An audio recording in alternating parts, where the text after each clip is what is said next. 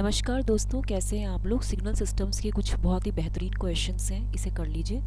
देखिए, क्वेश्चन है for LTI systems for linear time invariant systems that are bounded input bounded stable which one of the following is true. देखो, BIBO stable, पहली बात तो जो आपका bounded input bounded output stable system होता है, it is a type of system in which for given bounded input we get the bounded output. ठीक है। Integral minus infinity to infinity mod of x t d T should be less than infinity. Bounded signals जो होते हैं, जो आपके ये bounded signals होते हैं, they are those always these signals are those whose value always remains less than a certain value, जिनकी value किसी निश्चित वैल्यू से हमेशा कम होती है। एंड फाइनाइट, ठीक है, और इनकी वैल्यू फाइनाइट होती है। इनकी वैल्यू कैसी होती है? फाइनाइट होती है। Finite support implies the duration of the signal is finite. अब क्योंकि सिस्टम आपका बीबो स्टेबल है and the unit step function is bounded, आपको पता है जो यूनिट स्टेप फंक्शन होता है कैसा होता है? बाउंडेड सिग्नल होता है। ठीक है, तो unit step response will also be bounded. तो integral minus infinity to infinity mod of u t d t is equal to integral minus infinity to infinity one of d t is equal to infinity. ठीक है, that means यहाँ पे infinity आ रहा है, तो unit step response is not absolutely integrable. ये not absolutely integrable नहीं है। इसने कहा for the L T I system that are bounded input bounded stable which one is true, impulse response will be integral but may not be absolutely integrable. First option दिया है इसने। ठीक है, तो ये तो गलत है। The unit impulse response will have finite support, false. The unit step response will be absolutely integrable, तो ये भी गलत है। The unit step response will be bounded, ये सही है। For the linear L T I systems that are BIBO stable which one of the following is true, तो इसमें यूनिट स्टेप सिग्नल ही बाउंडेड होता है ना। नेक्स्ट क्वेश्चन है the Z transform of A sequence is given as this much if yn is the first difference of xn then yz is given as। देखिए, इसमें क्या है कि as per the equation, ठीक है, the first difference of x n, y n जो है आपका इसने लिखा है if y n is the first difference of x n, इसका मतलब क्या है कि y n is equal to x of n minus x of n minus one. तो y of z is equal to x of z into one minus z inverse. ठीक है, तो हम इसको लिख सकते हैं x z minus z inverse of x z, right. अब हम क्या करेंगे इधर, y z is equal to, ठीक है, यहाँ पे हम लिख सकते हैं जैसे इसने बोला है y of z, this is equal to, ये इक्वेशन लिखिए जैसे आपका ये एक्स जेड था, तो आप इसको लिख सकते हैं 2 of z plus 4 minus 4 z inverse plus 3 z of minus 2, right. And यहाँ पे क्योंकि इसने बोला है माइनस 1 भी बोला है, तो माइनस यहाँ पे 2 and plus 4z inverse minus 4z minus 2, इस तरीके से ये कुछ होगा। ठीक है, तो जब इसको आप फर्दर पूरा सॉल्व करेंगे तो इसका आंसर आएगा कुछ 2z plus 2 minus 8z inverse and plus 7z minus 2। And यहाँ पे एक चीज़ और आएगी, जैसे इधर 3z माइनस 2 था तो इधर हमने कुछ लिखा होगा ना, क्योंकि हम इसमें z इनवर्स कर रहे हैं, तो ये कुछ आएगा आपका प्लस 3z माइनस 3, ये होगा ना, 3z माइनस 3 भी तो होगा। तो इस केस में ये वैल्यू हो जाएगी ये, एंड इधर माइनस 3z माइनस 3। ठीक है, तो इसका जो आंसर आएगा वो आपका आएगा फर्स्ट वाला।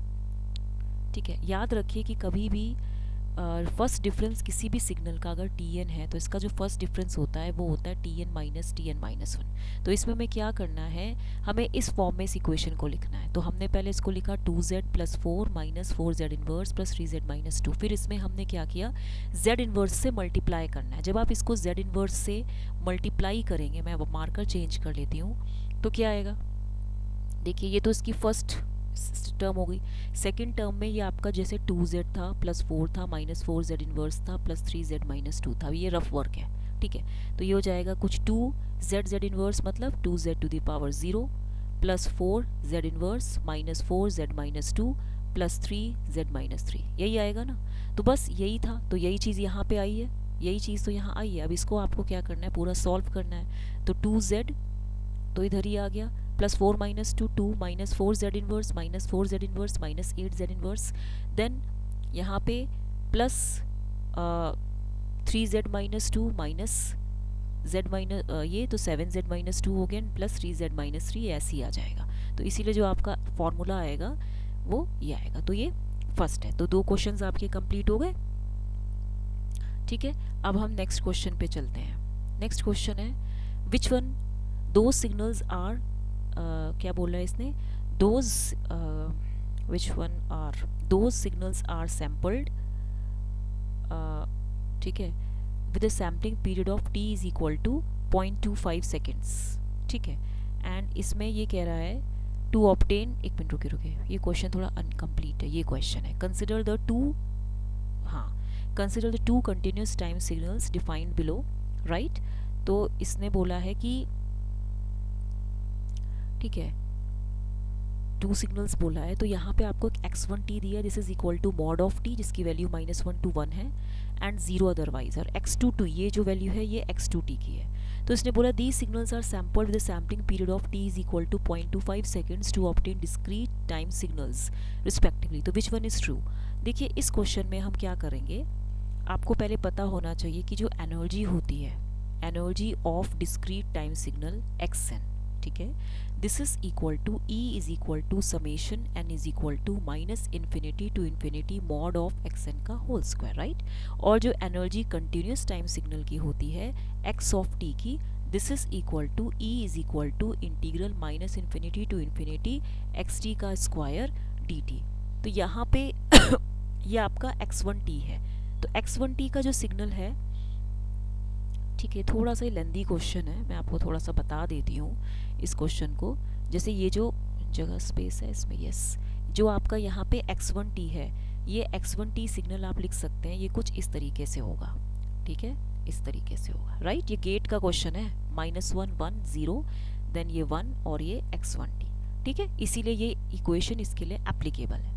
दूसरा है after sampling the signal above signal for t equal to 0.25 seconds. जब आप इसको 0.25 सेकेंड्स के बाद सैम्पलिंग करते हैं तब ये सिग्नल कैसा हो जाएगा, देखिए ये जो हो जाएगा x1n। ठीक है, यहाँ पे देखिए जब आप इसको सैम्पलिंग करेंगे तो ये कितना हो जाएगा 0.25, फिर यहाँ पे 0.5, फिर यहाँ पे 0.75, फिर यहाँ पे 1, फिर अगेन यहाँ पे 0.25, 0.5, 0.75, 1। ठीक है, जब ये आप पूरा कर लेंगे, ठीक है, क्योंकि t इक्वल टू 0.25 सेकेंड्स पे आपने सैम्पलिंग करी है, तो यहाँ पे भी यही सब आएगा, -1 -0.75 -0.5 -0.25, देन 0 0.25 0.5 0.75, देन यहाँ पे 1, राइट। अब हम इसमें एनर्जी जब निकालेंगे x1n की, तो ये कितनी हो जाएगी, summation n is equal to -minus infinity to infinity mod of x1n का होल स्क्वायर। जब आप इसको निकालेंगे तो यहाँ पे क्या आएगा, देखिए ये होगा 0 स्क्वायर प्लस यहाँ पे जब आप एनर्जी निकालेंगे तो क्योंकि दो बार में है तो ये हो जाएगा 2 टाइम्स ऑफ 0.25 का स्क्वायर प्लस 0.5 का स्क्वायर प्लस 0.75 का स्क्वायर प्लस 1 का स्क्वायर। जब पूरा सॉल्व करेंगे तो 3.75 हो जाएगा। ठीक है, सिमिलरली अब ये जो आपका x2t है, यहाँ पे ये x2t है, इसको हम कैसे बनाएंगे, 1 माइनस मॉड t। x2t है आपका, ये कुछ इस तरीके से होगा,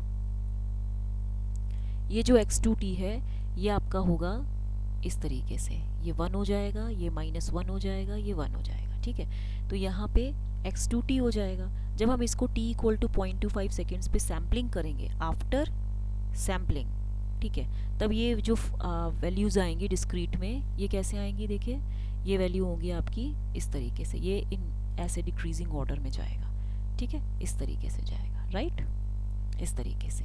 तो ये वैल्यू हो गई आपकी x2n, यहाँ पे ये वैल्यू 1 हो जाएगी, यहाँ पे 0, तो ये 0.75 0.75 0.5 0.5 0.25 0.25, ये वैल्यू है -1, ये वैल्यू है 1। ठीक है, तो 0.25 0.5 0.75 देन -0.75 -0.5 -0.25। जब ये आप ये पूरा कर लेंगे, ठीक है, इसको करने के बाद अब हमें निकालनी है एनर्जी।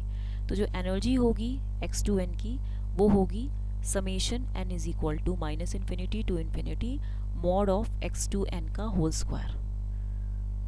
तो ये हो जाएगा 1 स्क्वायर प्लस 2 इंटू 0.75 का स्क्वायर प्लस 0.5 का स्क्वायर प्लस 0.25 का स्क्वायर। इसको सॉल्व करेंगे तो 2.75 आएगा। तो यहाँ पे एनर्जी E1 कितना था 3.75 और यहाँ पे एनर्जी E2 कितना है 2.75। तो E1 is greater then E2 है, right? E1 is greater then E2 है। तो यहाँ पे इसका मतलब जो out of these given option है energy of x1n is greater than energy of x2n, right? ये क्वेश्चन समझ में आया? ये x1t था तो x1t इस तरीके से बनेगा, ऐसे, ठीक है। और ये जो 1 माइनस मॉड t था, ये जो आपका x2t था, तो ये क्वेश्चन कैसे बन जाएगा, ऐसे ऐसे, ठीक है। तो जब हम इसकी सैम्पलिंग कर देंगे तो ये डिस्क्रीट टाइम सिग्नल में चेंज हो जाएगा। जब ये चेंज हो जाएगा तो इसमें आप इतने 0.25 का आप इसमें गैप रखेंगे तो इसमें सैम्पल्स बनेंगे। तो उस तरीके से जो आपको एनर्जी निकालनी है वो इस तरीके से आएगी, ठीक है। तो ये आपका ये 3 क्वेश्चंस कराए हैं मैंने, तो इसको आप कॉपी में नोट कर लीजिए। इसको लाइक शेयर सब्सक्राइब करना मत भूलिएगा। Okay, thank you very